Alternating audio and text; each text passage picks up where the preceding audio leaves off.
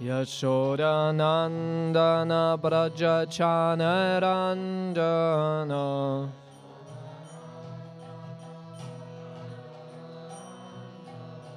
Yashodanandana Brajachanaranjana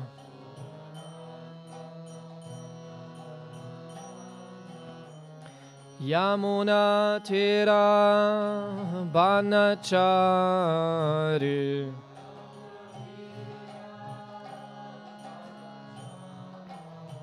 Yamuna Tira Banachari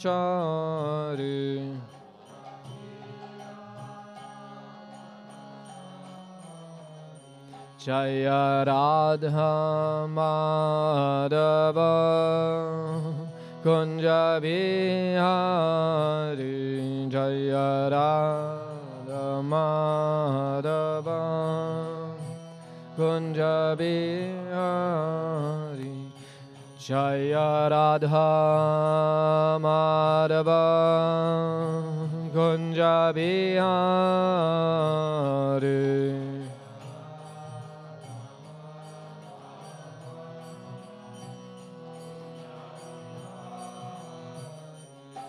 Hare Krishna, Hare Krishna, Krishna Krishna, Hare Hare, Hare Rama, Hare Rama, Rama Rama, Hare Hare, Hare Krishna, Hare Krishna, Krishna Krishna, Hare Hare.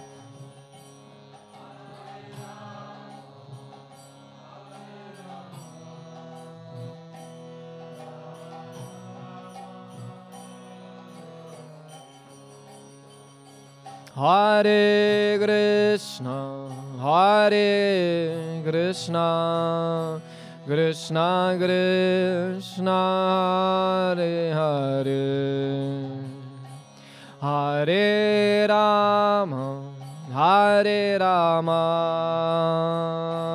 Rama Rama, Hare Hare.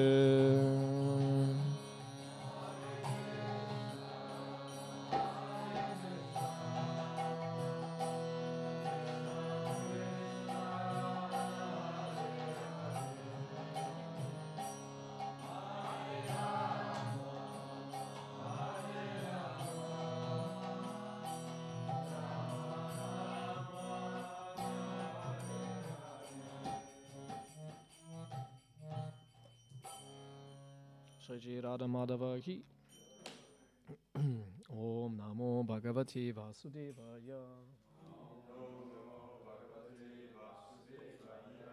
Om Namo Bhagavate Vasudevaya Om Namo Bhagavate Vasudevaya. We are reading from Śrīmad-Bhāgavatam, Canto 4, the creation of the fourth order, Chapter 20, Lord Vishnu's appearance in the sacrificial arena, text 33. Tat tvam kuru mayadishtam. Tat tvam kuru mayadishtam. Apramata prachapate. Apramata prachapate. Mad adesha karoloka. Mad adesha karoloka. Savatrapnoti shobhanam. Savatrapnoti shobhanam. Tatvam kuru mayadishtam. Apramata prachapate. Mad adesha karoloka. Savatrapnoti Shobhanam.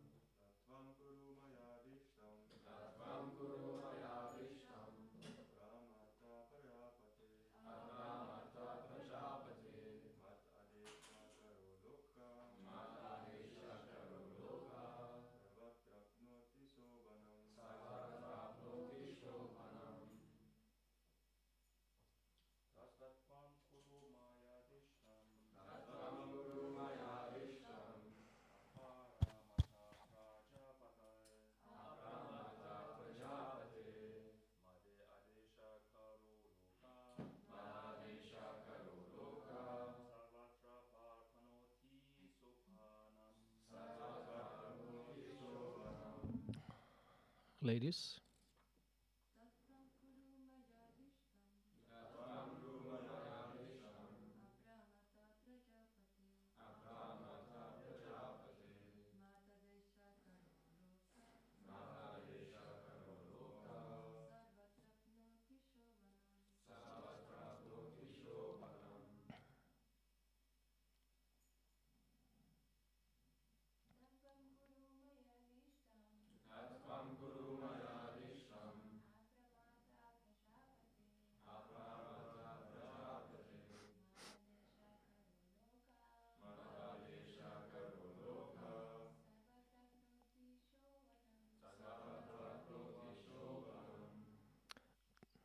Tat, therefore, tvam, you, kuru, do, maya, by me, adishtam, what is ordered, apramata, without being misguided, prajapate, O master of the citizens, mat, of me, adeshakaraha, who executes the order,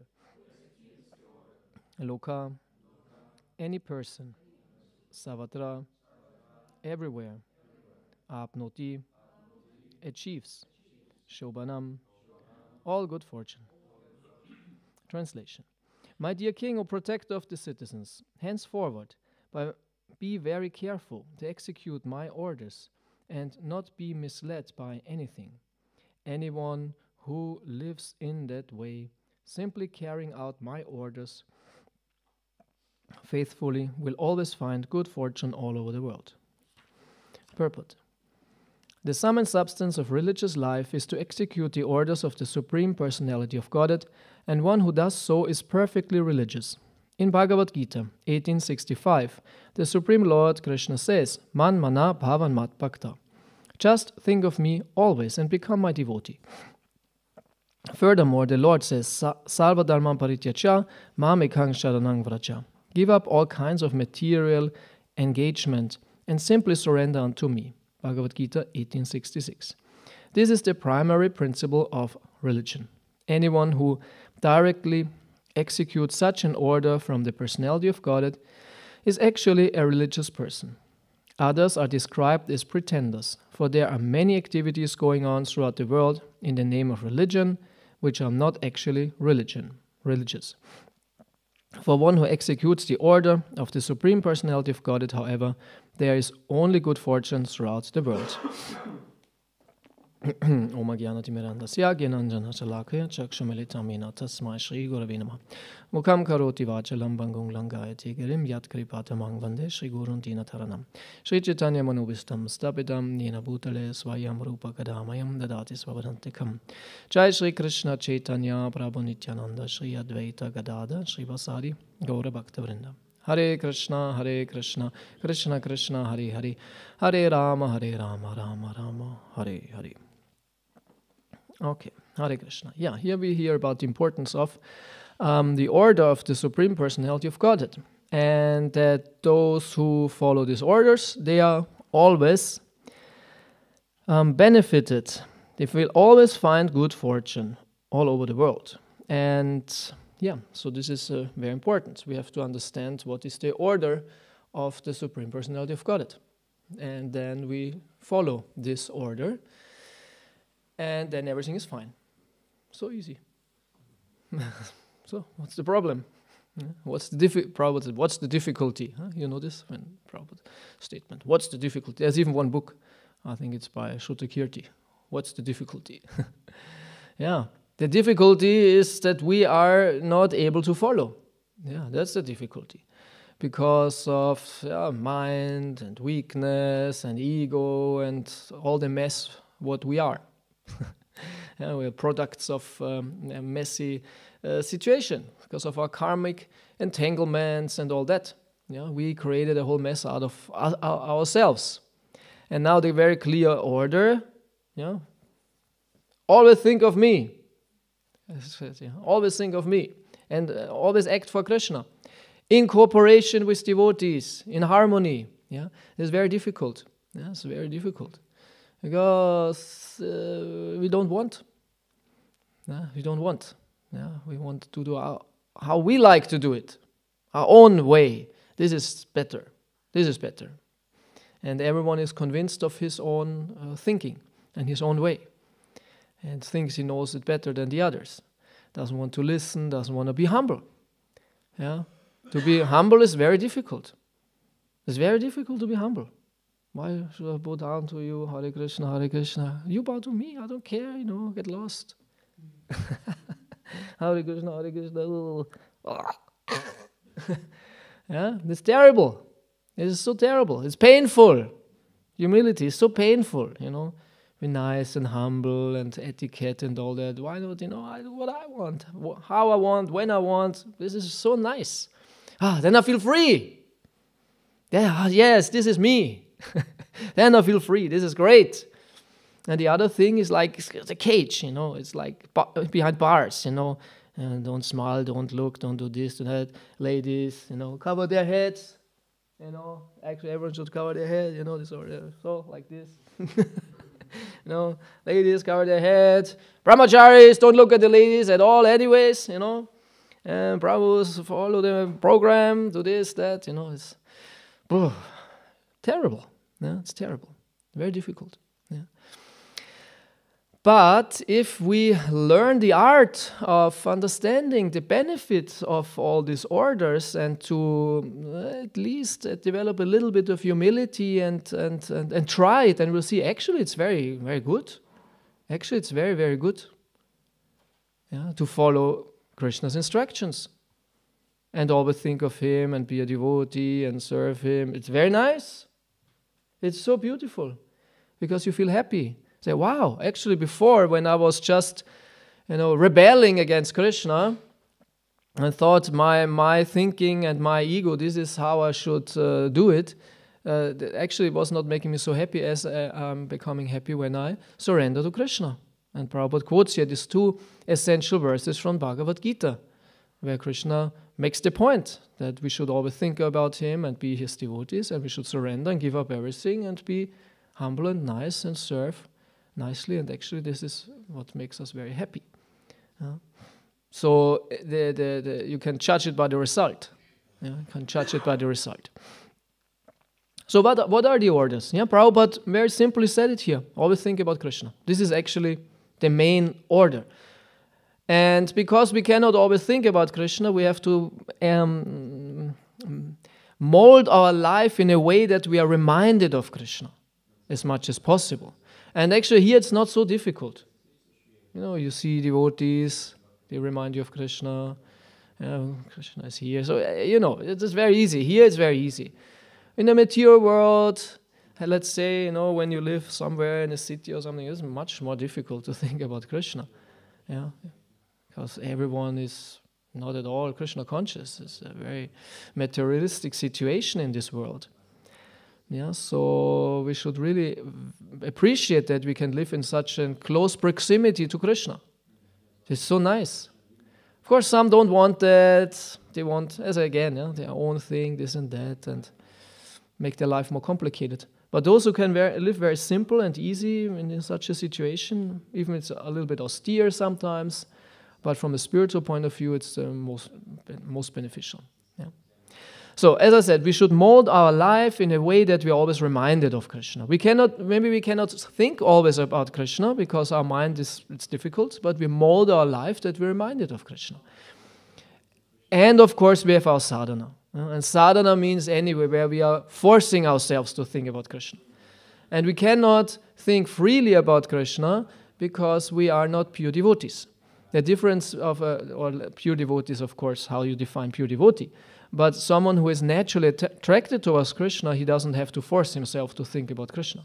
Because he is very much interested in Krishna. And he is even loving Krishna. So he very easily thinks about Krishna. There's no forcing, right? But because we are not on this level, we have to force ourselves to think about Krishna. This is sadhana. Sadhana is force my mind now to think about Krishna, chant the mantra and all that. Yeah, and with time there should come a natural attraction towards Krishna, that we are naturally and spontaneously attracted to Krishna. Yeah, then we're not hindered anymore in our meditation. So, and in Madhurya Kadambini this is explained. Who knows this book, Madhurya Kadambini? Everyone heard about this book? Yes? No? Never heard about it? No? It's a very important book. Yeah. For those who are serious about spiritual life, this is a very important book. You should read this book. Because it explains from the beginning phase of spiritual life to the end. And he quotes, actually it's a commentary on a verse from Rupa Goswami, how he explains 9 stages of devotional service. So everyone knows 9 stages of devotional service. Yeah, so what's the first stage? You can lift your hands and not cry out like a caveman, scream like a caveman. Yes? Shraddha. Yes. Who knows what's Shraddha? Cave woman. Caveman and cave women. Yeah, but it's true. Vertrauen. It means Vertrauen. It means Glaube, faith. Yeah. So what is the second stage? Who knows? Yeah. Sadhu Sangha. Sadhu Sangha. What means Sadhu Sangha? Can translate that. Yeah. Gemeinschaft, yeah, association with what? These are 2 words, sadhu, sangha.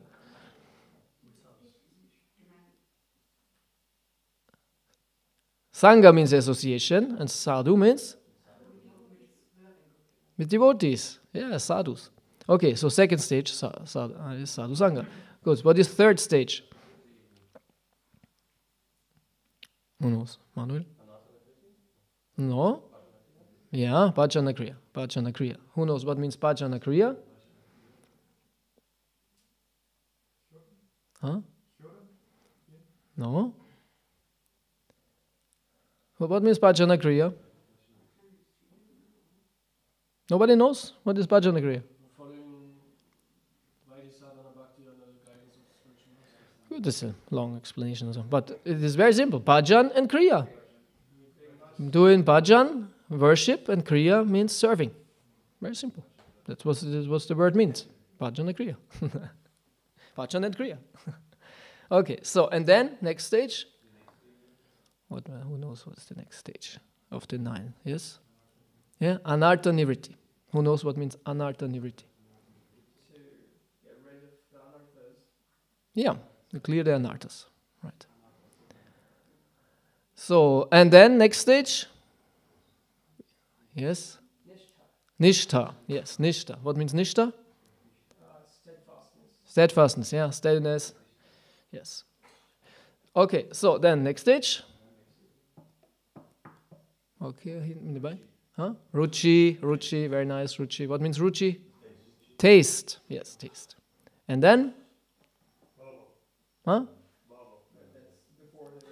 Yeah, almost. Huh? Yeah, asakti, yes, asakti. Which means? Huh? Attachment for Krishna. Yeah, attachment to Krishna. And then? Bhava, right? Means the preliminary stage of love of Godhead. And in the end, prema, love of Godhead. So these are 9 stages. And every devotee should know that actually. This is very basic because this is how Rupa Goswami explains how we come to the goal. So, and Shraddha is the first stage. Shraddha means faith. Shraddha means what is in our heart. This is actually what is our conviction, what is our perception, understanding. Shraddha, faith in Krishna. This is the first stage. That someone gets somehow or other in contact with Krishna and he believes in Krishna. Yes, I believe Krishna is the Supreme Personality of Godhead. It's the first point. This is where it starts. If this is not there, then the rest cannot follow logically. How?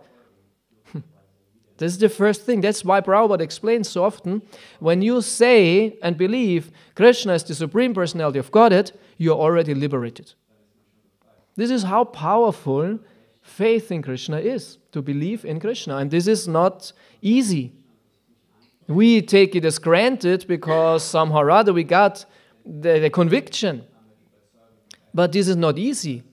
Actually, it's everything else but easy. It's already difficult to believe in God. It's already difficult to believe in things which you cannot see, which seem to be not scientifically proven, or even science might say the other thing, or there's so much, whatever, so many arguments might be there against any belief in something supernatural. Yeah. So, okay, believing God somehow or other might be kind of okay, but to believe that God is a blue cowherd boy playing on a flute and running after cows and all that, this is how, why? So to be convinced of that, it's not a small thing to have faith in Krishna. Of course, we get this kind of easily through the power of Srila Prabhupada and the authority of Vedic scriptures. Yeah, like it's like the whole authority behind the presentation of Krishna makes it easy for us. If it's just like this isolated information of God being a blue boy, it's maybe it doesn't make sense. But in the context of the whole Vedic authority, this is how we can accept easier. Okay, but this is the first thing. Yes, Krishna is Supreme Lord, and yes, I want to serve Him. If we believe in Krishna, then of course we want to have a connection with Him, serve Him, and get in contact with Him. So this is then the next step in this process. If someone has faith and wants to somehow or other live that, he needs to have association. That's why sadhu sangha, association of devotees, and especially association of a spiritual master. Yeah, especially association of a spiritual master. And naturally what follows through the association, bhajana kriya. Actually, when we are initiated or we're in the association of devotees, we worship Krishna. Yes? Actually, I was reading Prabhupada's books before I met devotees. Right? Because of book distribution, somehow or other, people get books and they might not even know devotees. They might not even know that there is a whole movement of people practicing that. They just read that and sounds great and have no clue. Yeah. So and I was reading and I read quite something already, but I was not chanting. Because how? Of course, I once read in the Bhagavad Gita there was a Hare Krishna mantra, but that was not like one information of many in this book. And then I visited a temple the first time, and more or less one of the first things devotees did, they gave me a mala. Right? This is what we do when there's a new person coming and we see, oh, there's some potential. Yeah, are you chanting? No, really, you should chant. It's very good for you. Here's a mala. This is how it goes. Hare Krishna, one after the other. Don't jump over the Krishna pearl. Yeah, and there's a bead bag and try it. Right? We are initiating. Right? We are initiating. Once Vishnu Chan Swami, he was going, the old Vishnu Chan Swami, who very, very legendary person of our movement, he was going on a boat on the Ganga, and then they stopped and visited some villages, and went into like very remote villages in India. which were hard to reach, but with the boat they could go there. And they made a program, they chanted Hare Krishna, and then they gave out chapa malas to the people. And when Prabhupada heard about that, he said, no, you should be careful, because all of these people, and they gave out thousands of malas on all these villages, they all think now you are their guru, you initiated them. Because to give mala, right, as we know, this is kind of initiation. And you are now their guru, give all the malas. Huh? So at that time I got initiated by these devotees. I don't know who was it actually who gave me this mala. I think it was Navanita, one devotee. So I got initiated, and then they explained to me how does this work, and then I went home and I did it. And I started chanting, because these devotees told me how it goes, right? So bhajana kriya, and when we start chanting, bhajan, and serving, then the logical next step is this anartha nivritti. And anartha nivritti means to get free from anarthas. Nivritti. Nivritti means like it gets dissolved, it gets destroyed, we get cleared. But what are anarthas? Anarthas means like all the bad qualities, all the bad things, all the worthless things. All the worthless things in our heart. And there are so many. And this is especially this part of the book in this Madhurya Kadambini is very important, because there we can read more clearly what are our obstacles, what are our problems. Because of anarthas and subsequent aparada, we cannot taste the pure nectar of the holy name.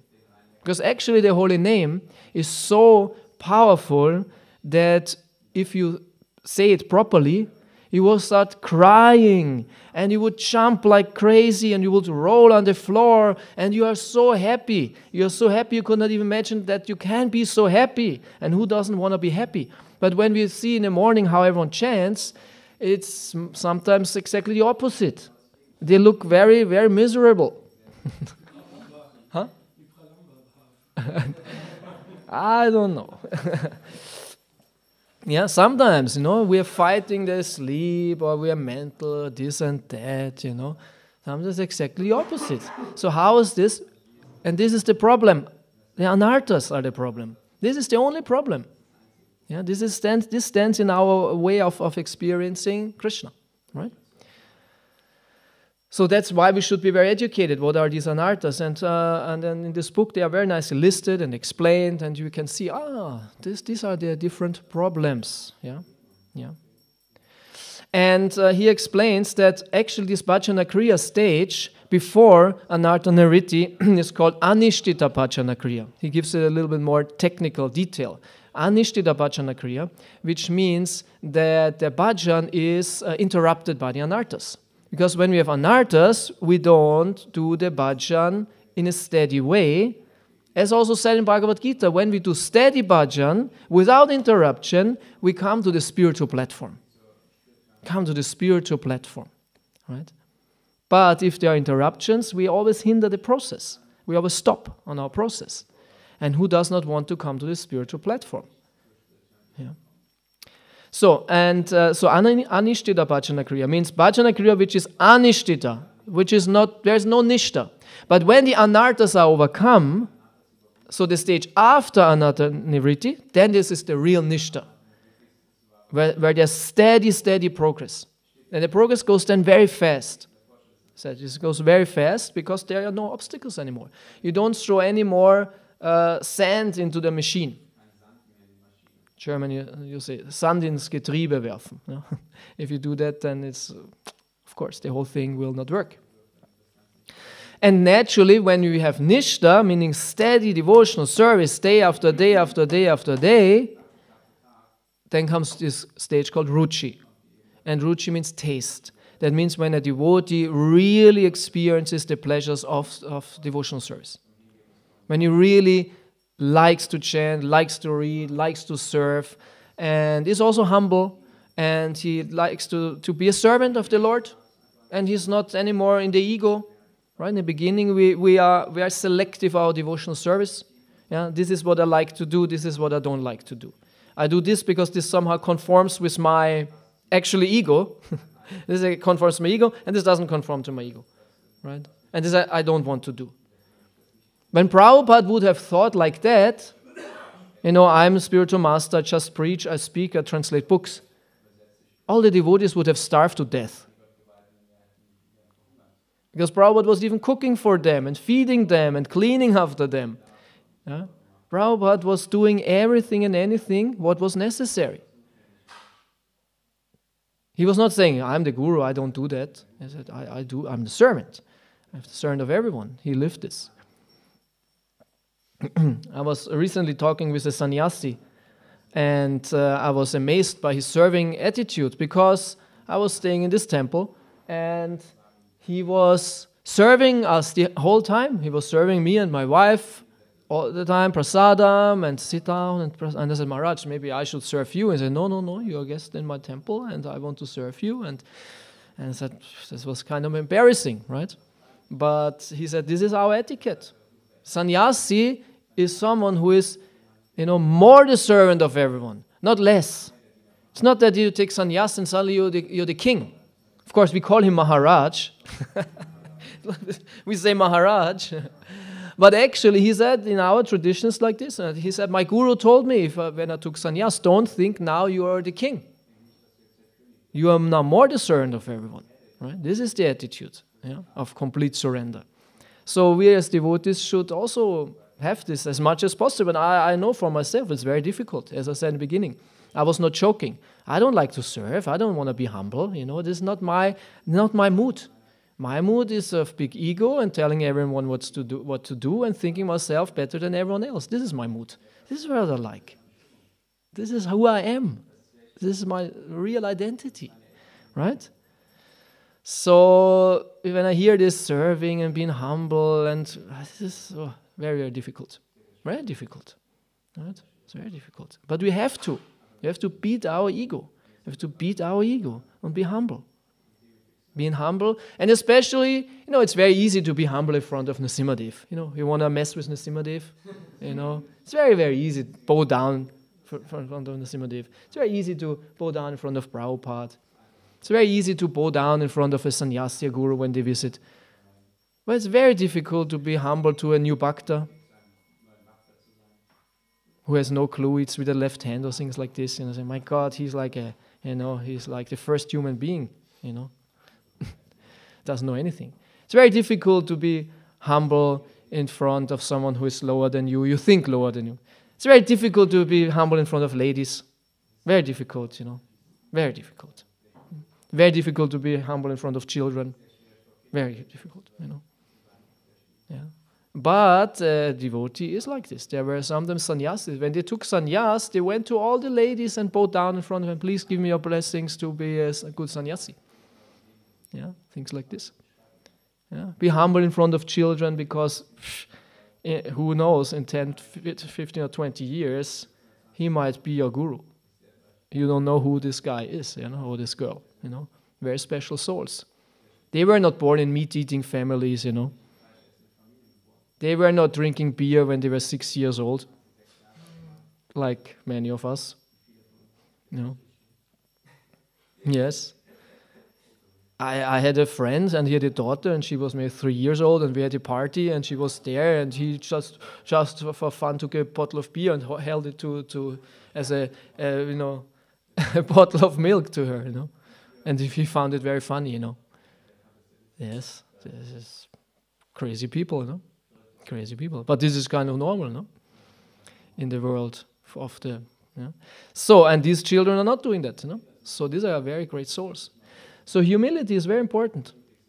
Pandita Samadarshinaha, it's even said. The devotee sees every living entity the same, even the cows and the elephant, and his respect. Because he understands at least we can think like this, there's a super soul inside this living entity. At least that. Oh, okay, I should respect the super soul, is inside of this person. And it's even said Shiva Aparad, right? On Sankirtan we heard it always, there's Vaishnava Aparad, Guru Aparad, there are so many ways of Aparad, and there's also Shiva Aparad, Aparad against the regular human beings. Yeah. So a devotee should not have a superior complex, so to say, I'm better than everyone else, I'm now a devotee, and it's not good. So, but we were in the stage of ruchi, right? Ruchi, and then the devotee has real taste for the devotional process. And he's inspired. He's very enthusiastic to serve in the mission and to serve Krishna. So, and then from ruchi comes this asakti. And asakti means then a devotee becomes attached to Krishna. He becomes attached to Krishna. He cannot live with Krishna without Krishna anymore. He's really attached to Krishna. He likes Krishna. And when this attachment grows further, it becomes bhava, which is a very, very, very high platform. Bhava means you have love for Krishna. Real love for Krishna. Yeah. But why is it not prema? What's the difference between bhava and prema? Bhava is the first appearance of prema, but it's not fully manifested. And example is given of the rays of the morning sun. Yeah, when the first rays come, you feel already the sun, but it's not completely there. You don't experience completely. But it's already the sun. In the same way, bhava is kind of a ray of prema, like the first ray of prema. When a devotee has the first time experience of the spiritual energy, so to say, and receives in his heart. And it's very powerful. It's very, very powerful. And when this bhava then completely blossoms, then there's prema, and the devotees, he's like one of the devotees in Vrindavan, completely attached to Krishna. And then he will have, and then in the end of this book, it's explained how the devotee gets then the darshan of Krishna. Then he explains very nicely how the first time a devotee sees Krishna. And there's a certain select progression, and I don't remember all the details because it said he will see Krishna, and Krishna is so beautiful, like first time seeing Krishna. Yeah, very powerful. Yeah. In all his beauty, Krishna gives you his darshan when you're so advanced. And he's because when you have prema, then Krishna is attracted towards you. This is one of the qualities of bhakti. It's called Krishna Karshini. Krishna is attracted to you. Yeah, normally, we are attracted to Krishna, which is always the case. But if a devotee has pure love, then also Krishna is attracted to you. And this is most amazing. Yeah, so we can see Krishna is after this after this bhakti. This is what his interest is. And the more bhakti we have, the more Krishna is attracted. That's also when Bhaktisiddhanta says, don't act in a way that you want to see Krishna, but act in a way that Krishna wants to see you. Right, this is a very important formula. We should really act in a way to attract Krishna. That Krishna says, oh, I want to be with this devotee. And for us, it might not be that you see Krishna directly, but at least you feel the presence of Krishna, and you feel his guidance, and you feel his inspiration, and you understand that he's there, and he takes care of you, and all that. And the devotee should be very convinced of Krishna's support, yeah, and his presence. Yeah. But for that, bhakti is needed. Yeah. And so, but when the devotee has this first darshan, Krishna appears in this beautiful form, and the devotee sees Krishna, and it's said because of this beauty, and there's a certain progression, and I forgot what came first, but it said all the senses of the devotee experience Krishna. And one of the senses, you see Krishna, and he's so beautiful, and you fall unconscious. And then because of the smell of Krishna, somehow or other, the smell of Krishna goes in your nose, you awaken again, and then another sense is overwhelmed, and he falls again unconscious, and this goes back and forth. Always Krishna's most amazing characteristics overwhelm the devotee that he falls unconscious, but is then invoked by Krishna, and in the end Krishna even touches the devotee and brings him back, and is in this direct association. Yeah. So every devotee has this loving relationship with Krishna, which we can develop, or should develop. We should be very eager and very interested in. Yeah. So this book Madhurya Kadambini is very helpful, very interesting, and it's very important to be daily very serious in our spiritual practice. and overcome our ego, right? It's very important, because the ego is like the enemy of the humility, right? Because the ego does not want to bow down, it doesn't want to be humble, right? It doesn't want to serve. And and when the ego is not getting what it wants, it gets very, very unhappy. And we are unhappy and we're frustrated. And we might be so frustrated that we become angry and make offenses against devotees. Have you ever made an offense against a devotee? Have you ever made an offense against a devotee? What are you doing when you made an offense against a devotee? Yeah, you have to be humble and excuse yourself and be really, really sorry, right? And in general, the devotee is saying to you, it's okay. I'm also sorry. Very often, no? I'm also sorry. You haven't done anything, it's my fault, but still, the devotee says, maybe I had also something to do with that, I'm also sorry. And it's okay. But what are you doing if the devotee is not accepting your excuse? What are you doing? Yeah, super. Yeah, try to serve. You have to please him. You cannot say, he's on an ego trip, he doesn't accept my excuse. It's his fault. Because this is natural. This is what I would do. Is I'm very sorry. And he's, I don't accept it.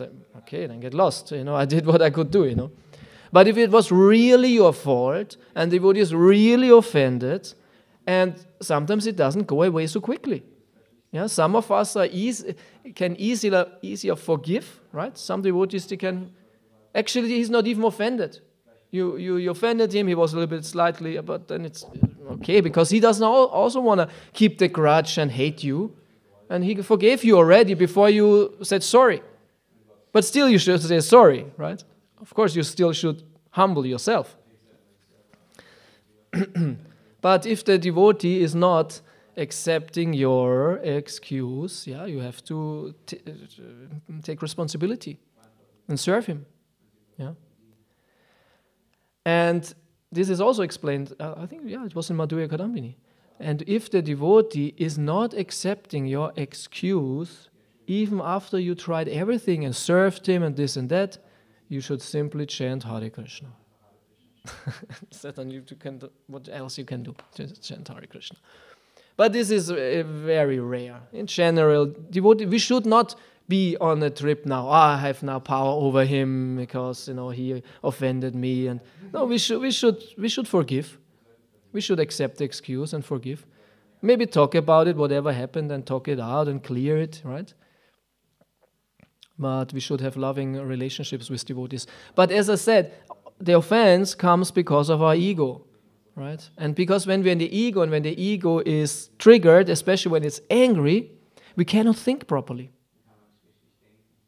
Right? You cannot think properly. You're angry, and when you're angry, you don't care.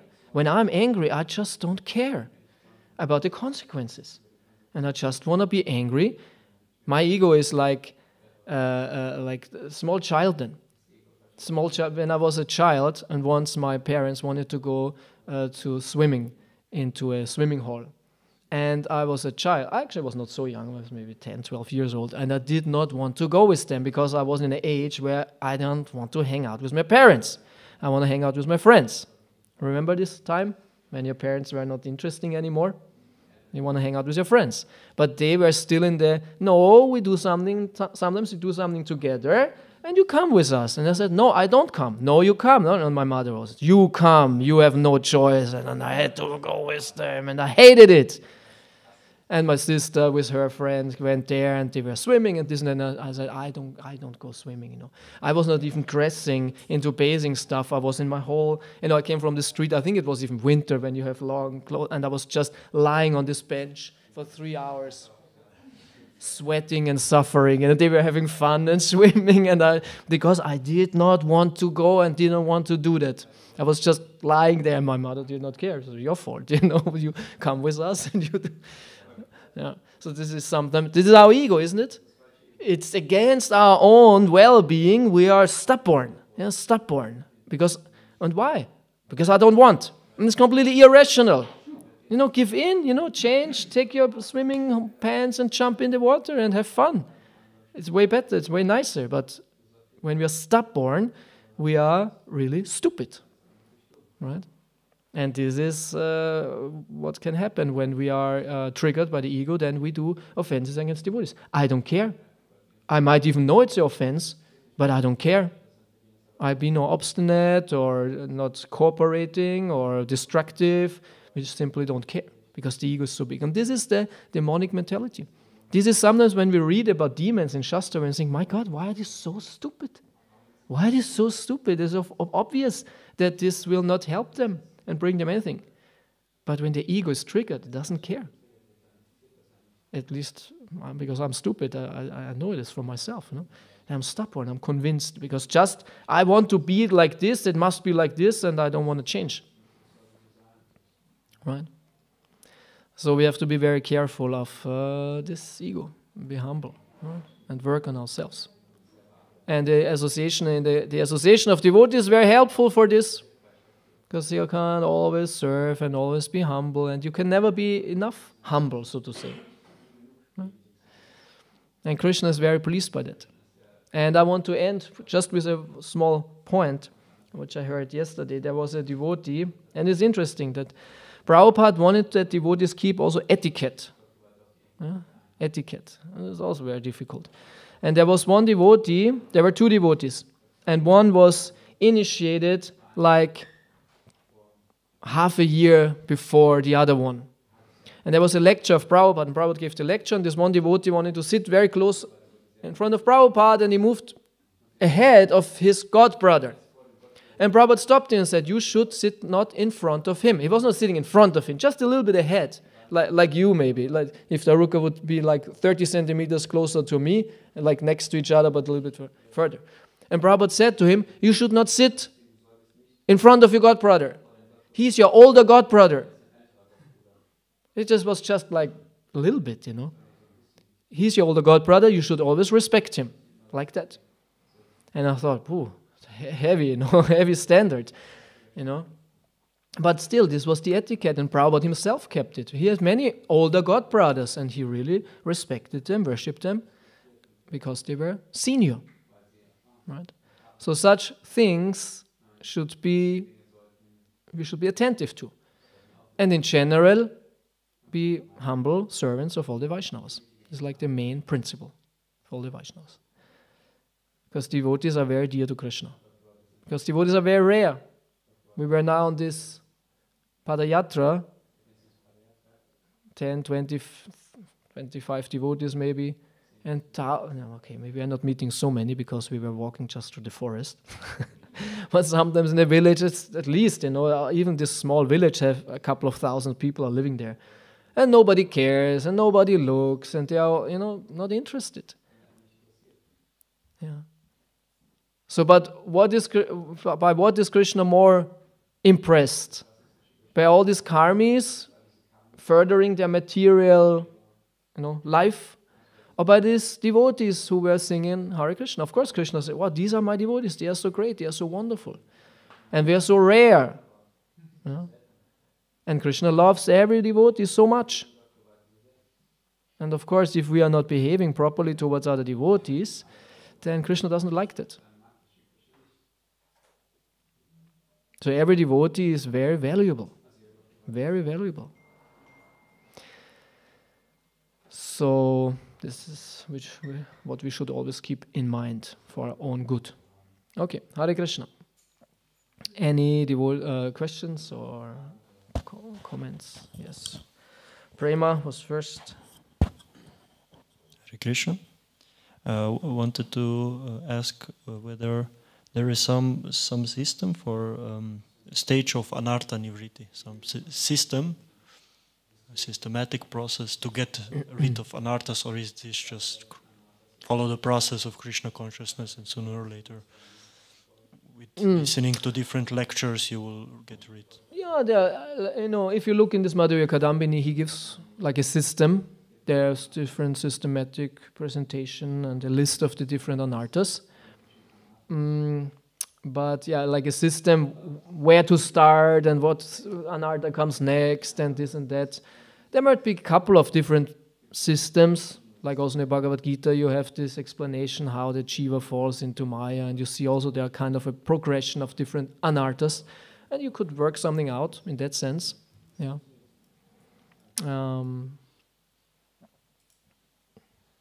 Yeah. Well, I cannot say to that, but definitely you can work out some different systems. It's interesting, yeah, it's helpful. Yeah. But at least we should understand, the whole anatta niriti. And of course, there's the statement, you just be a devotee, chant Hare Krishna, and you become a pure devotee, and by yourself. But at the same time, an aspect of becoming free of anarthas or become Krishna conscious is to become aware of the different anarthas.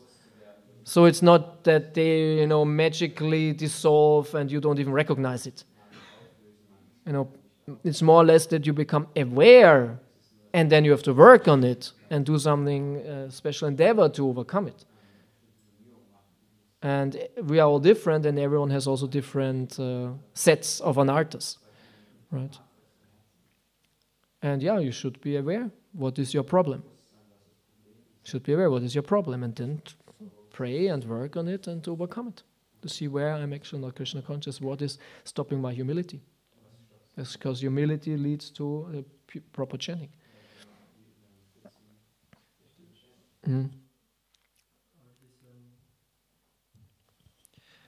Are these anarthas then psychological in sense? In one sense, you can call it psychological. Yeah. You look at the list, like one is Utsamayi, he says, Utsamayi. And I think in that sense there is a progression. Utsamayi means when you are proud because of enthusiasm. And he gives an example of the young pupil, disciple, goes to school, and he learns now the ABC. And then goes home to his mother and says, Mommy, I will teach you now the ABC, because I learned this today and I understood and I will teach it. So that means the devotee who starts with Krishna consciousness feels very proud that he understood something now and thinks himself better than the others. No? So some certain pride because of enthusiasm. And we all have that, especially in the beginning. You can hear always in the Bhakta ashram or on the Bhakta table, prasadam table, when the Bhaktas preach to each other. There's a lot of utsamayi there. Because now they are, I tell you, I read this here and there and this and that, and they preach to each other.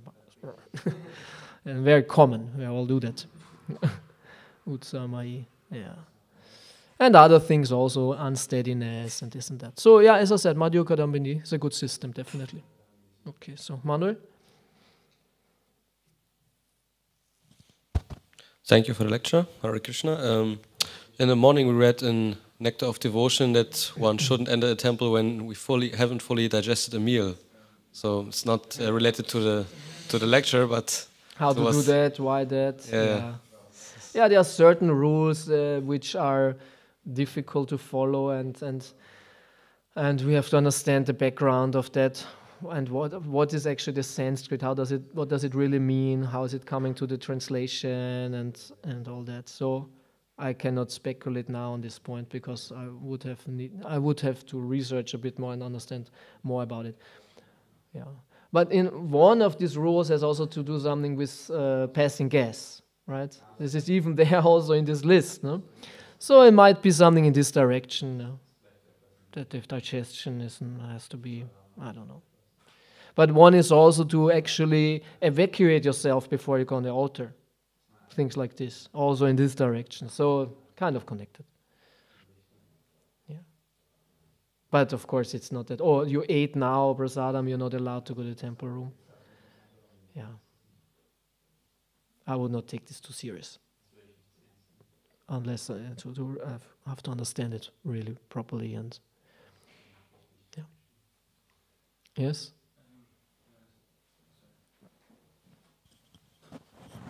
Hare Krishna. Thank you for the lecture. Nice lecture. My question is about the Bhagavad Gita. How was the relationship between the Krishna and Arjuna? At which level? For example, was Bhava or No, okay.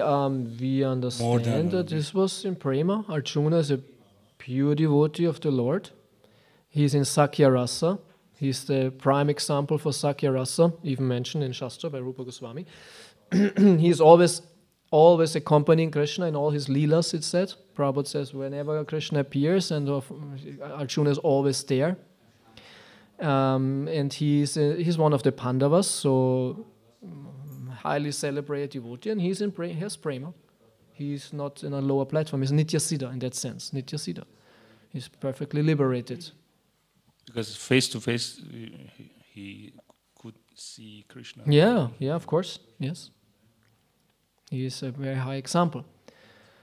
Yes. Thank you. In this context of asakti, attachment, I happen to remember the verse from Bhagavatam, Vasudeve Bhagavati Bhakti Yoga Prayojate. So attachment to Krishna, to our Vasudeva, in this path of Bhakti Yoga is achieved through detachment first. So in this verse it said through bhakti, detachment and jnana is automatically developed. Developed. Yeah. And Prabhupada also says in the Prabhupada that the development of detachment is the attachment for Krishna. So in this stage of asakti, is the focus more on having attachment for Krishna or getting detachment from the materialist? So what's the focus here? Yeah, I cannot speak from experience. It's a quite high platform, so I would have to consult also Madhuri Kadambini. But as I understand, on these high levels, it's all about attachment towards Krishna. I think a devotee doesn't struggle there much with material attachments. Of course, as we know, bhava, until the level of bhava, one can fall down and all that. Still, there is some anartha, there are some slight anarthas are there. But in general, a devotee on this platform is very much absorbed in his meditation on Krishna and the chanting and in his bhajan. So he's only thinking about Krishna. And also in this same detachment context, where do we draw the line that... because also Rupa Goswami says like real detachment is when you are using the things in service of Krishna. Yuktam vairagyam uchyate. Yeah. So we're using the material opulences in the service of Krishna and calling that real detachment. That's what Rupa Goswami says. So where do we draw the line? Because like, for example, we get so many material opulences, for example, we just turn them as yuktam vairagyam, you're using in service of Krishna. Yes, so course. where do we draw the line? So in one sense, there might not be like a strict line because it's definitely a progression, but the simple principle is definitely yukta vairagya means if you really use it in Krishna's service, for Krishna. Like a Sankirtan devotee, if he drives with the van from city to city and sleeps in the van for the service of Krishna. He's not enjoying it for himself. If he would take this van and go now on holidays and to Italy on the beach or something, then it's not yukta vairagya anymore. So if the things are really used in the service of Krishna, as we do with this camera, with this board, with printing books, all that, right? And just because a devotee uses material things doesn't make it yukta vairagya. That should be quite obvious. But sometimes it's not, because we think, we get now this and that facilities, and because I'm a devotee, it's already yukta vairagya, can use it for my pleasure maybe. Yeah. So, but at the same time, the principle applies also that the servant of a master is enjoying the opulences of the master. Yeah. So this is then where the line gets a little bit blurred, right? So, but this is more or less than Krishna's mercy, and especially in the Grihastha ashram, where devotees get lots of facilities or more sense gratification than in a renounced situation. I definitely don't consider this yukta vairagya. I consider it Krishna's mercy that I can fulfill my remaining material desires to become free from them. And one day say, okay, I don't need this anymore, I can simply chant Hare Krishna. So this is not yukta. It's yukta vairagya in that sense, maybe, for purification reasons, so to say. But it's not that this is purely in the service of Krishna. And I try to be very much aware of what is now the fulfillment of my desires by the mercy of the Lord, and what is yukta vairagya. Right? So honesty is very important, and we should not betray ourselves. This makes no sense. Yes? Things, Hare Krishna, when there is an idea that you get that brings people that are far away from consciousness closer to consciousness, do you think it's something to pursue? When you have an idea how to bring people closer Yeah. to a better consciousness, Not better, but like consciousness. to consciousness itself. Yes. Yeah, sure. I think if we have ideas or plans to help people to become more conscious, and it's actually said first conscious, then Krishna conscious. It's also one of our sayings. We have to be conscious first and then only become Krishna conscious. Generally, if we have some, we should be in that sense altruistic and help other people. But it's said in our parampara also, first we have to be conscious ourselves. How much can you really help someone if you're more or less in the same struggle as the other person? Yeah, and so there's the difference between the master and the disciple. And only the master is actually really able to communicate in a proper way the essence of life.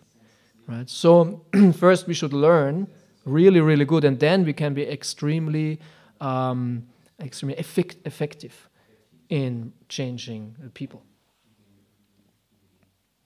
Thanks. Okay. No, Niklas? Also, wenn wir losgelöst handeln, dann sind wir im Krishna-Bewusstsein. Aber also, wenn wir unabhängig handeln, dann sind wir in der materiellen Welt. Dann ist das ja das falsche Ego, was handelt. Und dann gibt es das richtige Ego. Ich bin da noch manchmal ein bisschen wirr. Was ist richtiges Ego und was ist falsches Ego? Das verstehe ich Yeah, nicht. of course, this is very tricky because the ego is very difficult to understand. So it's difficult to understand what is the right ego and what is the false ego. More or less, we are always in the false ego. Right now, if we are in the right ego, it's more or less using our false ego in Krishna's service. And this will bring us in time to the real ego. Let's say like this, there's actually only one ego. There are not two egos. There are not two egos. There's not a false and a right ego. There's only one ego. It's the right ego, and right now this right ego is just covered, or it's, impure, right? So the purification leads to the right ego. So that what we do now to engage in Krishna consciousness purifies the ego more and more, and just the real ego gets revealed. So in that sense, there is no a false ego and right ego. It's just, do we serve Krishna? Are we not serving Krishna? And when we don't serve Krishna, we more or less stick to a false ego. And if we serve Krishna, we are purifying this false ego, which in the end will be done then clear, and then the real ego is present. Okay, thank you so much for your kind attention. Srila Prabhupada Ki Jai, Nitai Gaur Premanande. Srila Prabhupada Ki Jai.